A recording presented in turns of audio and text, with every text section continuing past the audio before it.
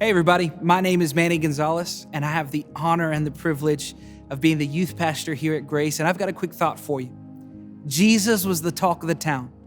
People were gathering by the thousands to hear this man teach, to watch this man perform incredible miracles of healing, of power. And Jesus was God, but he was also fully man. He grew tired and he was trying to find a place of respite.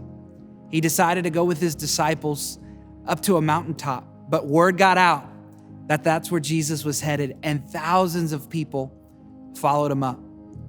See, Jesus was a very compassionate man. He turned around and he noticed that the people that were following him were hungry, not just hungry for his amazing teachings, not just hungry for them to be healed, for their lives to be broken of the chains that bound them, but they were physically hungry. They were starving.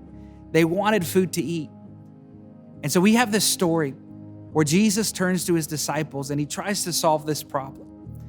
And I really believe that there's two principles that we can pull from it. Let's hear from the story. It's in John chapter 6, starting in verse 5.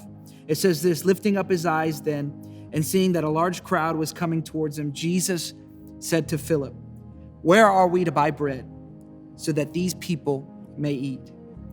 He said this to test them, for he himself knew exactly what he was going to do. Philip answered him, 200 denarii worth of bread would not even be enough for each of the people here. One of the disciples, Andrew, Simon Peter's brother, said to him, "There is a boy here who has 5 barley loaves and 2 fish, but what are they for so many?" Jesus said, "Have the people sit down." Now there was much grass in this place, so the men sat down, in 5,000 in number. Jesus then took the loaves, and when he had given thanks, he distributed them to those who were seated, and also the fish, as much as they wanted. And when they had eaten their fill, he told the disciples, "Gather up the leftover fragments so that nothing may be lost." There's 2 things that I think we can learn from this story. And the first one is this: have childlike faith. See, Jesus asked the disciples, what can we do about feeding all of these people? And while they figured out money and they talked about how impossible this task was going to be, a little boy came up with 5 loaves of bread and 2 fish and said, "Can you do something with this, Jesus?" Where is your faith in a circumstance like that? Maybe during this season of your life, it feels like your income has kind of gone in a drought lately. Maybe it feels like all of the things that you were used to doing, it's changed. And you're scrambling like the disciples, trying to figure out how to make everything work, forgetting that God, the creator of the universe, is sitting right next to you. Where is your faith like this boy, where you approach Jesus and you say, "Jesus, this is all that I have, but I know who you are. I've heard the stories. That's why I'm here today in this crowd. I can see that you can do something with this." Where is your faith? The second thing that we can learn from this story is very simple. Start with what you know you can do.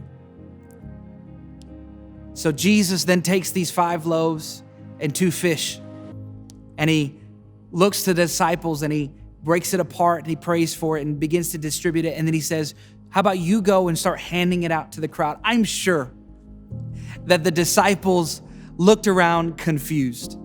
Like, Jesus, just because you broke up this bread doesn't mean it could feed 5,000 people. But they obeyed their master.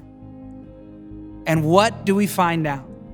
That they were able to hand out food to all 5,000 people, and there was still some left over.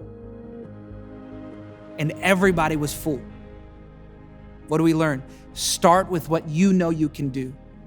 Let me ask you this question. How many miracles could you have missed out on because you were so quick to discount what God can do that you didn't even start with what you could do?